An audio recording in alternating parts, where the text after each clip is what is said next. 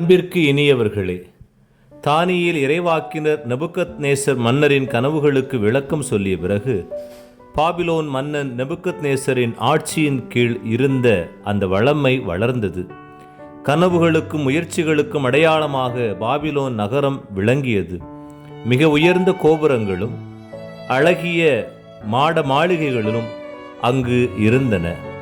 நெபுக்கத்நேசரின் ஆட்சியின் கீழ் பாபிலோனின் எல்லைகள் விரிவடைந்தன. மன்னரை எதிர்க்க யாரும் இல்லை.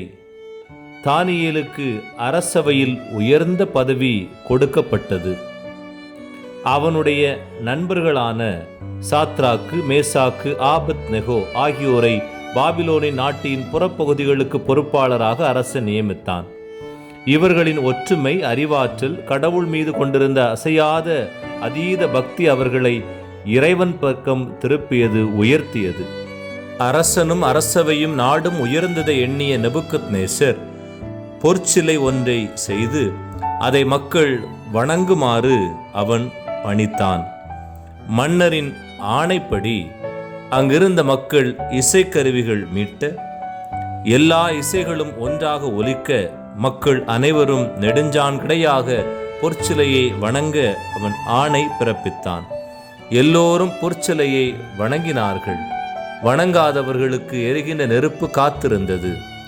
தானியேலுடைய நண்பர்கள் சாத்ராக்கு, மேசாக்கு, ஆபத்நெகோ ஆகியோர்கள், இந்த பொற்சிலையை நாங்கள் ஒருபோதும் வணங்க மாட்டோம்.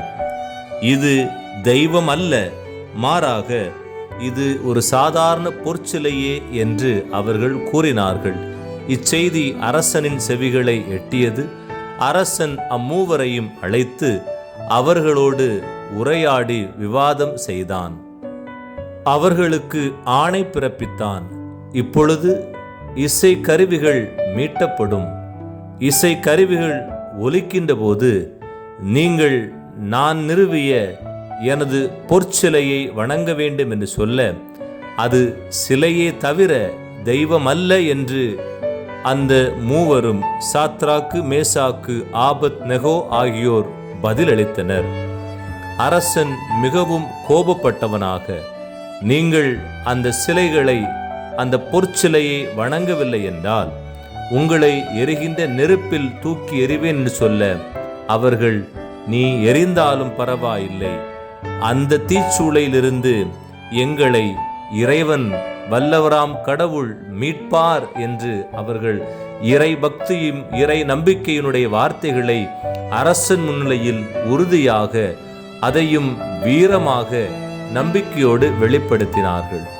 கோபம் கொண்ட அரசன் உடனடியாக அம்மூவருடைய கை கால்களை கட்டி எரிகின்ற நெருப்பின் மத்தியில் தூக்கி எறிந்தான். ஆச்சரியம் நிகழ்ந்தது. அவருடைய கட்டுகள் அவிழ்க்கப்பட்டு அந்த எரிகின்ற நெருப்பின் மத்தியில் அவர்கள் 4 நபர்களாக நின்று கொண்டிருந்தார்கள். அதை உற்று நோக்கிய அரசன், இவர்களை நாம் மூவராக கரங்களை எல்லாம் கட்டி நாம் உள்ளே இருந்தோமே, இப்போது இவர்கள் எழுந்து எப்படி நின்றார்கள்? அவர்களது உடலெல்லாம் எரியவில்லையே? அவர்களோடு 4ஆம் நபராக ஒருவர் இருக்கிறாரே என்று அவரோடு இருந்த படைவீரர்களிடம் கேட்க, ஆம் அரசே, என்னவென்று தெரியவில்லை என்று அவர்களும் பதிலளிக்க, அரசன் உண்மையிலேயே ஒரு தெய்வ மகன் அவர்கள் நடுவில் இருக்கிறார், அவர்களை பாதுகாக்கிறார் என்று சொல்லி அம்மூவரையும் எரிகின்ற தீயின் நடுவிலிருந்து வெளியே எடுக்க ஆணை பிறப்பித்தான். மூவரும் எரிகின்ற நெருப்பின் மத்தியிலிருந்து தங்கள் தலைமுடிகள் கருகாமலும், ஆடைகள் எரியாமலும், உடல் எரியாமலும் அவர்கள் அழகு ஒரு மேனியாக வெளியே வந்தார்கள். நெபுக்கத்நேசர் அரசன், உங்கள் கடவுள் உண்மையிலேயே உண்மையின் கடவுள், பாதுகாப்பின் கடவுள், அவரே உண்மை கடவுள், பொற்சிலை கடவுள் அல்ல என்று அவர் ஆணை பிறப்பித்தான். சாத்ராக்கு, மேசாக்கு, ஆபத்நெகோ ஆகியோரின் கடவுள் புகழப்படுவாராக.